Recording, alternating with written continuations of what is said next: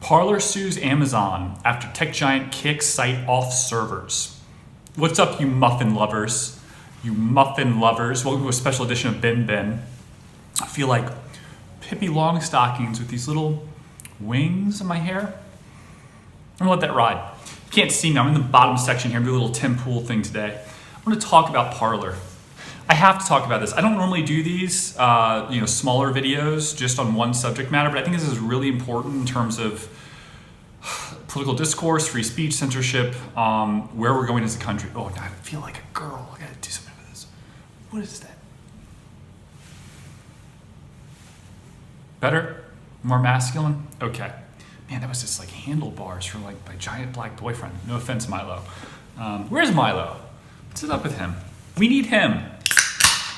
We need consolidation in the ranks.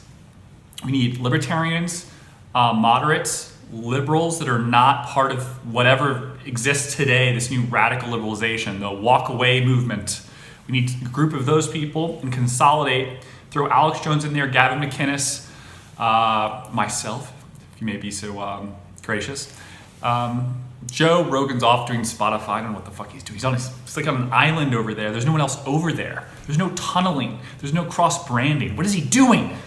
It's like, okay, well, people like me for alien conspiracy. Great. There's no alien conspiracy things on Spotify, Joe. It's just you. You're on an island. And no man is an island. Anyway, let's get down to it. Go to my notes here. This is just... I don't even need my notes. I've been thinking about this every single day. I've on no sleep, by the way. Not because of this. Something else. But season 3 of Stranger Things. What do you? I didn't see it. Started watching it. Way better than season 2. I think binged it to 5 o'clock in the morning. Couldn't sleep at 2. That's when I started. What do you do? It's kind of a bad idea, by the way. Don't ever do that. See, I'm going off on a tangent, but don't ever do that. Don't ever I can't sleep, I'm gonna turn on the electrical devices. It's I don't know. It's just weird. It's I have a stomach ache. I'm gonna stick a cattle prod on my nutsack and see if that makes things better. It's just a bad, that's not gonna make you feel better. Pepto-Bismol or, I don't know, a hot water bottle. Oh my God, does anyone adults use hot water bottles anymore that are men? I don't know, that seems really relaxing. Get into that. Might be a little kinky too. Sorry, my mind, I'm sorry.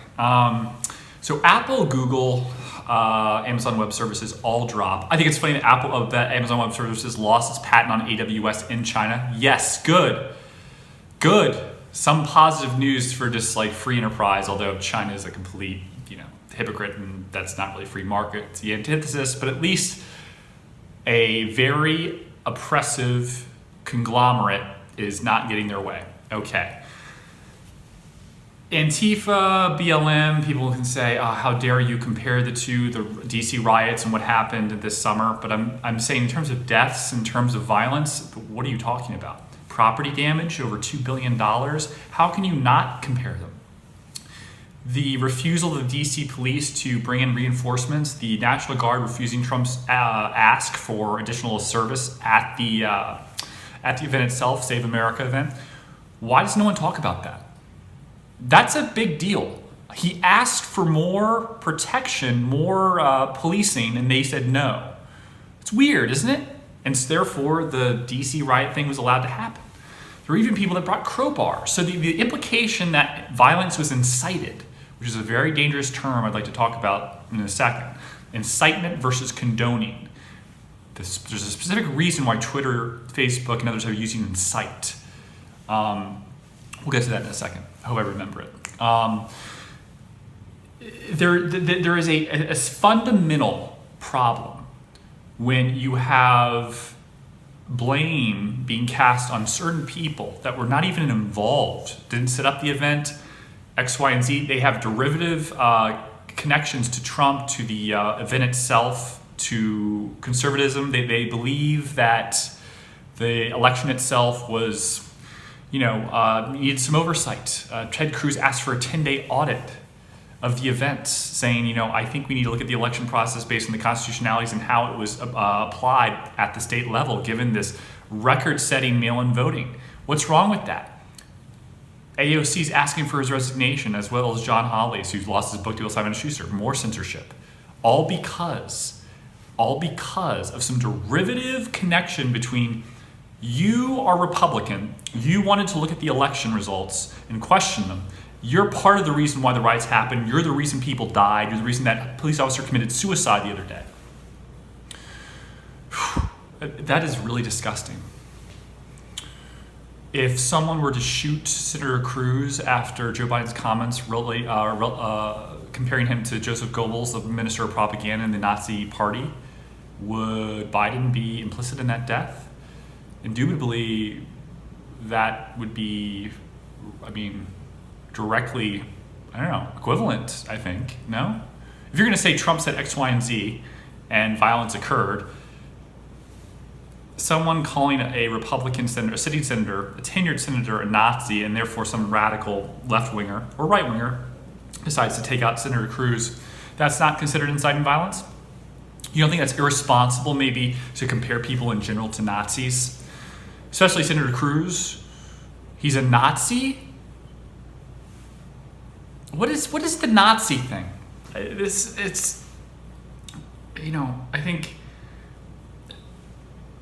don't understand. It's funny because the Jewish community, by and large, Trump has been very supportive of Israel. Jewish community, by and large, is somewhat split or 60-40 on Trump. And this continual push of Nazi is not a try to galvanization of like Jewish people. It's more of a moral,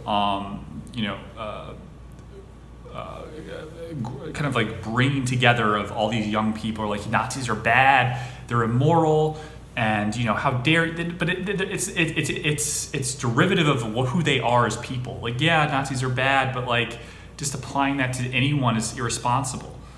Also, you're not Jewish. You're not like, you're 21 years old. You live with your parents. Calm down. But this is what it's doing.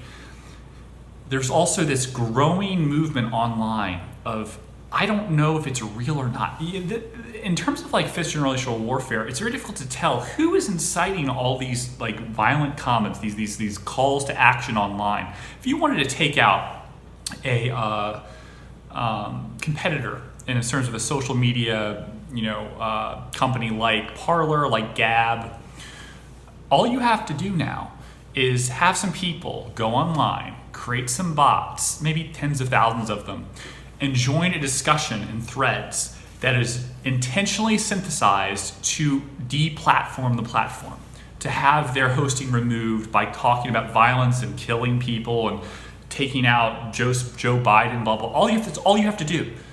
It's complete new age warfare.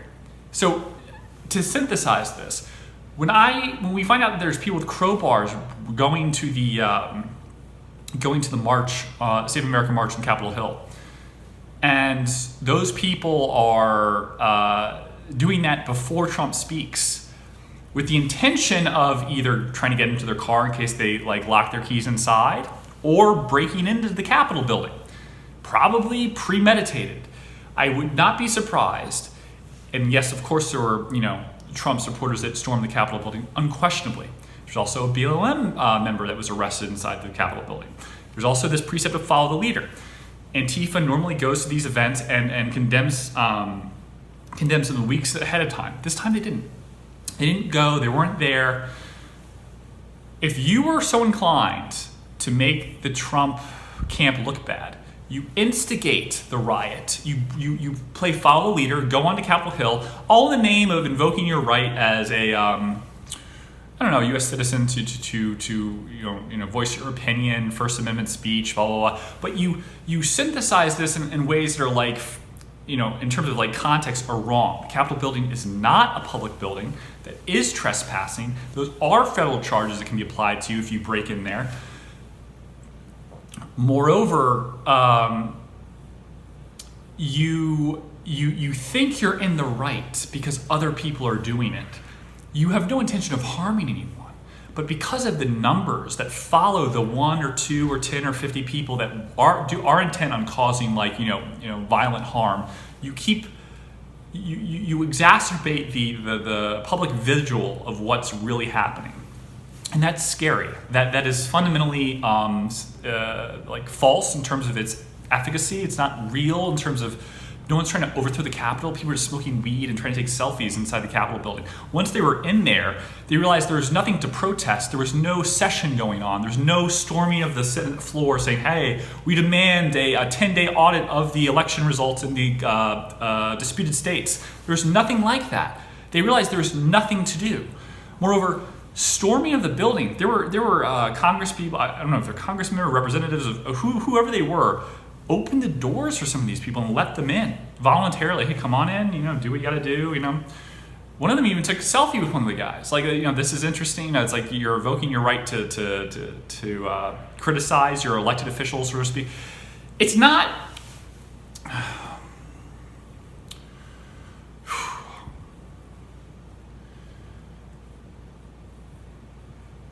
I'm rambling. The point I'm trying to make.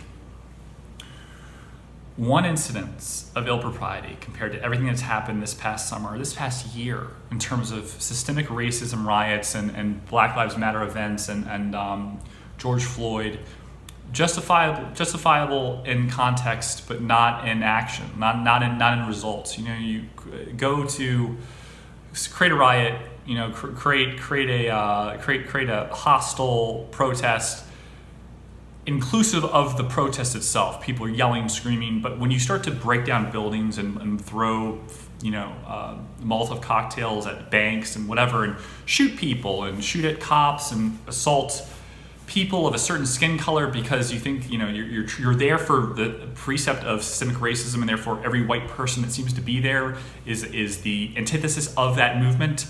And if they say anything antithetical to support for you, they are fair game. Not saying that's what people thought, but some people did, and some people were murdered. But that got a free pass by everyone. Was it Charlie Baker, the governor of Massachusetts, that's his name? Condemned anyone questioning all the rioting and looting and police shootouts that happened during the summer in Boston.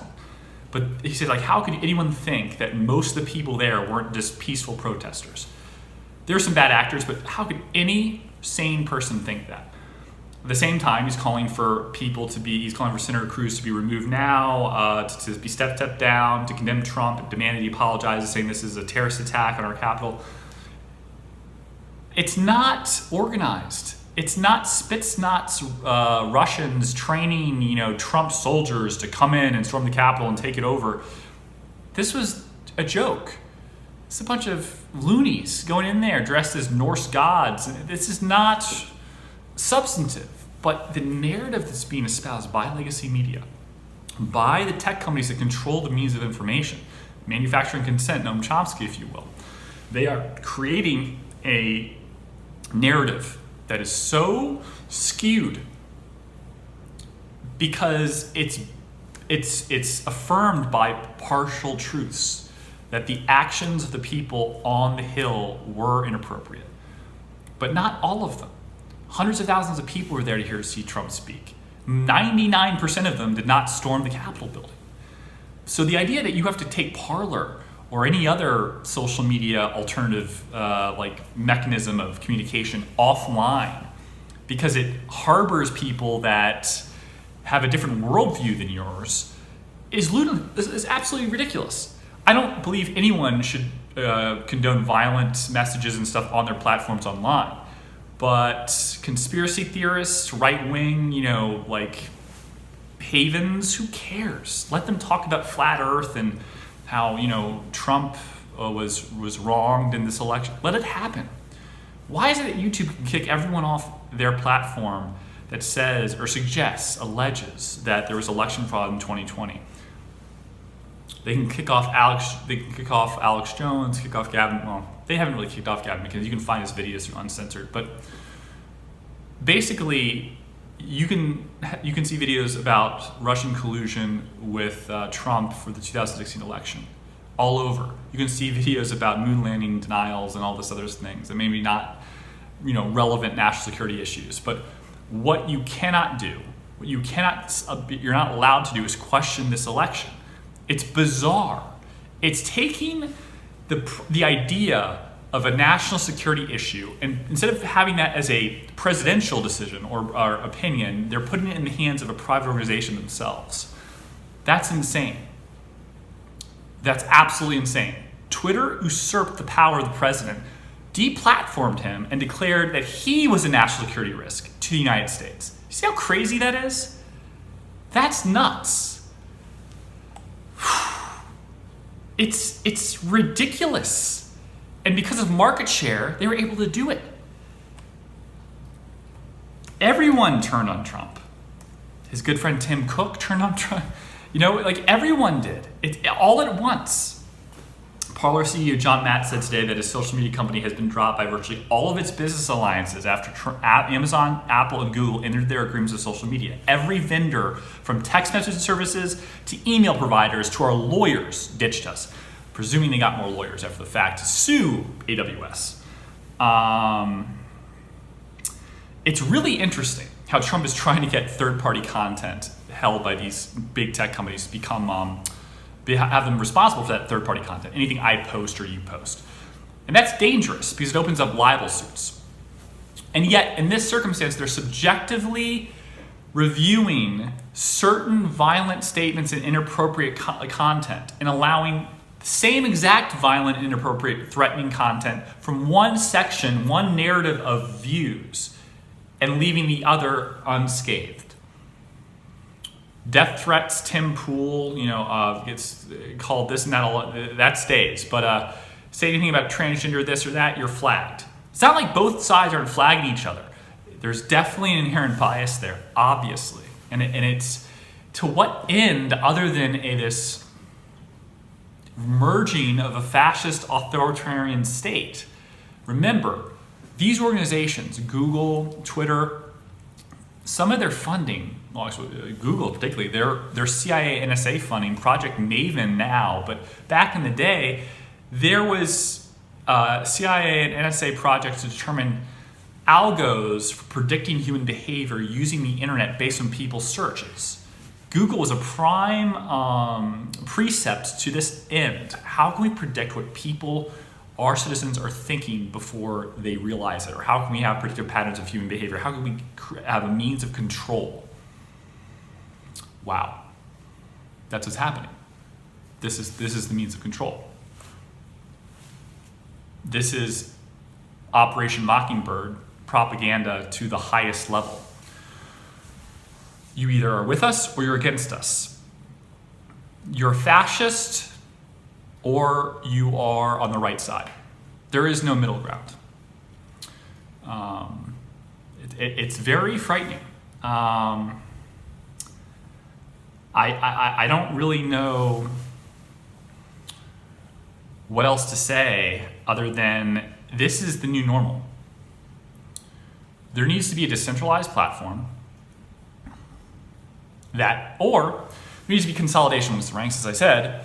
It doesn't have to be decentralized. There has to be enough market share to shift to one network and have enough people with similar voices, or at least condoning different voices. They don't condemn each other. They don't have one modus operandi. The advertisers will come over because of market share. You just need more. Media is completely overrun with liberal leverage, just this immense power on the left inside media and entertainment. There needs to be consolidation amongst the ranks of the minority into one conglomerate, one network. Alex Jones, Tim Pool, Gavin McInnes, maybe you can get Tucker Carlson to leave Fox if you give him enough money. Moderates, Tim Pool's not conservative. I'm talking about people who are just don't agree with this oppressive censorship. I'm talking about the people that started walking away, the liberals are leaving the Democratic Party because it's gotten too crazy. Just bring them all in. And then don't bifurcate the media by having it just political discourse. You need both sides of the argument, right?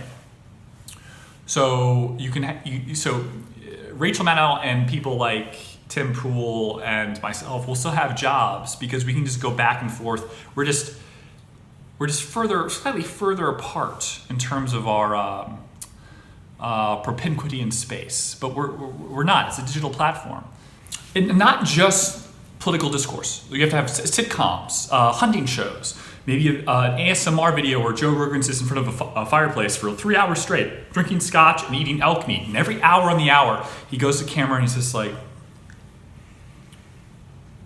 oh my God, so good. And it raises your testosterone. So good. Hey, Jamie. I don't know, something, just like stuff like that. And, you know, like family shows, last man standing, not trying to, and like the whole idea that like liberals don't want to destroy the family. Don't mean to get into that. Everything, all inclusive. I think part of the reason for that idea is because of the LGBT community and some of the horrible shit they've had to go through with their own families, that there's this anathema towards the family dynamic as if that's not the only way. Of course, it's not the only way, but it certainly helps. Growing up without a father and stuff like that can, you know, cause problems. You know, some people have argued that socioeconomic strife can be directly correlated to like whether or not you have like a secure family dynamic. It's less to do with about race or anything else, and more so about like how were you raised. I think that's fair. IQ even goes into like 30% of it, I think. Well, again, it's controversial, but a lot of, you know, it's a healthy balance because people like to think, you know, IQ is purely genetic. Liberals will say, how dare you, that's racist, whatever. Okay, well, time out. 30% of it, let's say at least, is environmental. And so having something there is beneficial. Additionally, just children, people in general, having, you know, two different sides of an argument without one being completely wiped off the face of the earth by like, you know, 400 Fahrenheit 451, like this complete censorship of just one paradigm, that's frightening. I hope Peter Thiel and some people can get together and build something. I've proposed an idea to some people in power about this, you know, and how to program it and what I would do. But it takes a lot of sacrifice at first. I think that the fear of cannibalization, like the idea of having all these voices join a network and that they lose market share in terms of their overall reach, their audience, you know, like shift. The reality is that's what's going to happen. You can't just have, okay, I'm so-and-so online, I'm going to go to this small new network, I'm going to go to this small new, you're going to eat up, ad revenue will be destroyed, you'll make no money, you got to bring everyone together. It's the only way it's going to work. Maybe have someone that buys OAN, buys Newsmax, knocks that out in terms of like the political discourse segment, kind of going libertarian right-leaning, and then the network also has all these other shows. Entertainment shows like my show, BenBen show, which is also comedy and current events, is less to do about politics, mainly because there's so many people talking about it. You know, it's a good idea. Last thing I want to say about inciting violence versus condoning violence. Donald Trump or anyone could tweet, "I like hot dogs." Subsequently, a Norse god running down Constitution Avenue in Washington, D.C. robbed 7 hot dog vendors before being tackled on the Capitol Hill Mall by the heft and the weight of these very powerful park police. Subsequently, Twitter bans me or whoever tweeted it, Trump, whatever, for inciting violence. Do you see how that works? I'm responsible now for other people's actions. Trump's tweets had absolutely nothing to do with inciting violence. I'll read them to you if you so desire. Let me get them up real quick. Let's see if I can do this. There we go. Let me go. Sorry. I'm trying to do it quick. Okay. Boom. Ready? It's the 75,000 great American patriots who voted for me, America first, and make America great again will have a giant voice long into the future. They will not be disrespected or treated unfairly in any way, shape, or form. What? To all those who have asked, I will not be going to the inauguration January 20th. What? That's inciting violence? That's Twitter's interpretation. I could read you that, but I don't want to keep this short. It's ridiculous. It's so subjective. In terms of substance and context, inclusive of the words, it's ridiculous. It's all about the reaction. That's the only way this is applied. Incite implies you don't have to say X, Y, and Z. You don't have to condone or in your verbiage explicitly state, I think you should storm the Capitol. It's all about what is the reaction to your comments. So if I wanted to destroy you and hurt your political party or hurt you as a person, all I have to do is wait for you to say something and then stage an adverse reaction that would complicate, hurt, or deplatform you based on the rules of social media, the rules of public discourse, and that's what's happened. Not saying that the Capitol building isn't a legitimate riot by Trump supporters in general. It's unsubstantiated that there were other people there that I think instigated it that were bad actors. There were other people that might as well have instigated it that were Trump supporters. I'm just saying it could easily be either or. That's what's so dangerous about this. If I'm a company that just wants to destroy another company, this is a great way to set it up. Twitter could easily have taken Parler, which is the #1 app in the App Store, and gone on to Parler with fake bots and people and started talking about shooting senators and whatever else to get them deplatformed. Why not? How can you stop that? You can hide your IP address. You do all sorts of things. There's ways to trick algos into thinking that you're not a bot. So the other thing that's dangerous is if you look at the daily average for users for Twitter and other programs in general, these things can be heavily manipulated. If you look at the SEC report filings for Twitter and they call them MDAU, monetizable, as in not bots, daily average users. How do you know? Why is it that your DAUs are climbing, but your ARPU, average revenue per user, is going down? It's because you're miscalculating some of those users. You're synthesizing them, or they're bots, and you're miscalculating what they actually are. How else do you explain it? You just all of a sudden have failed 20, 30% margins on making money from these users? No. Don't buy it. This is it's sick. It's gross. And I think there's not enough people that are technologically savvy enough to realize this kind of ruse. But yeah, this is where we are.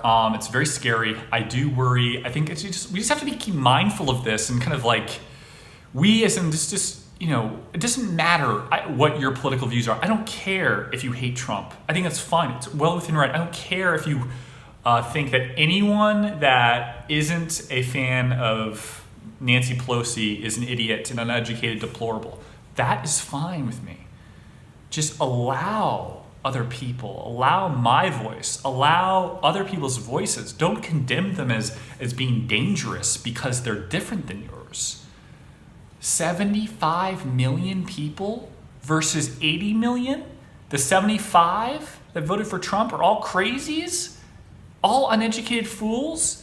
If you look like a sort of a Gaussian bell curve of distribution, to imply that the entire other half that voted for the other guy are a bunch of white trash, uneducated buffoons. There's no high IQ people there.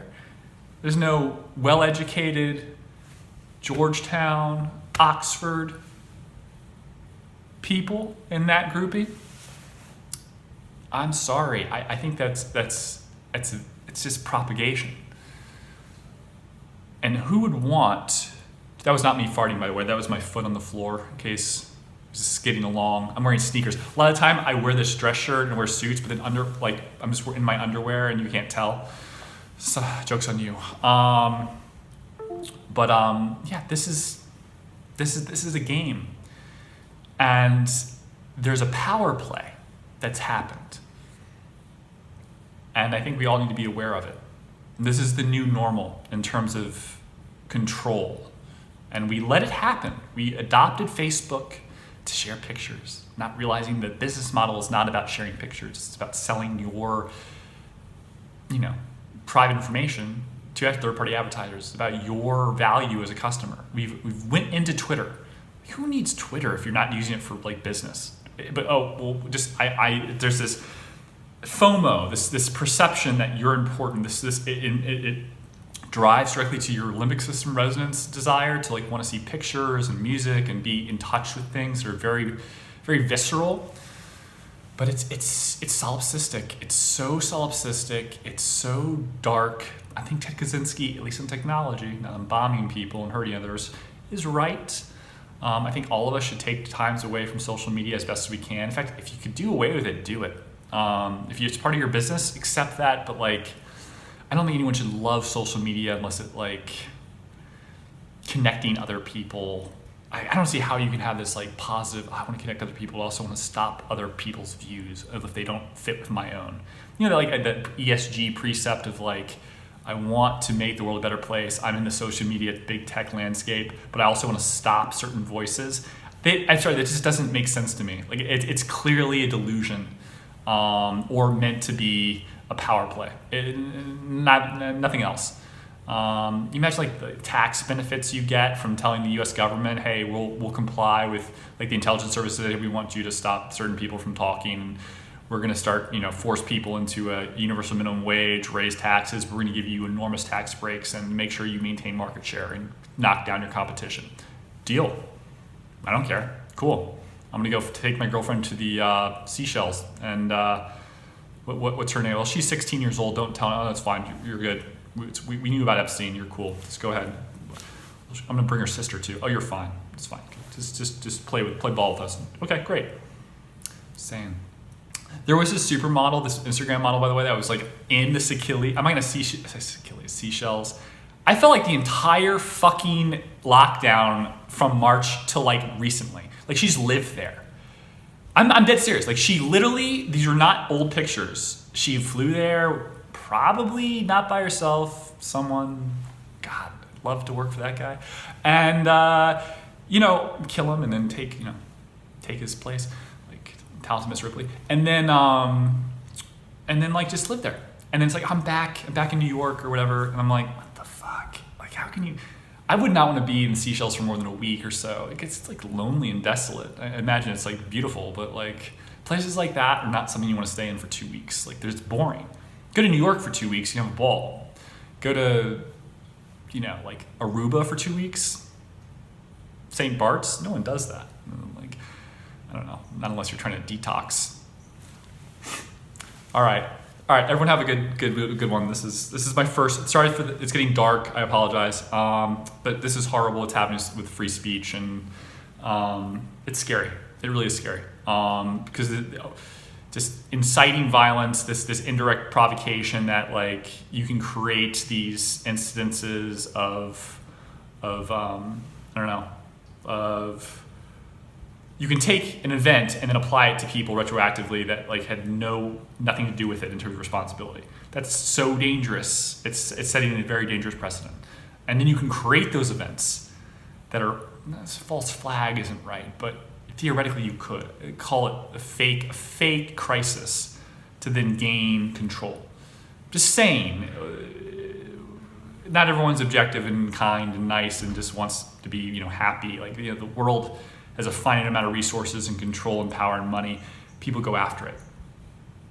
So, all right, what was Google's thing back in the day? It was like don't be evil. I'm just saying, watch out. Too late, they're back. Bye. Oh, like this. Like the shit out of this. You muffin lover motherfuckers, like the shit out of this video. All right, bye.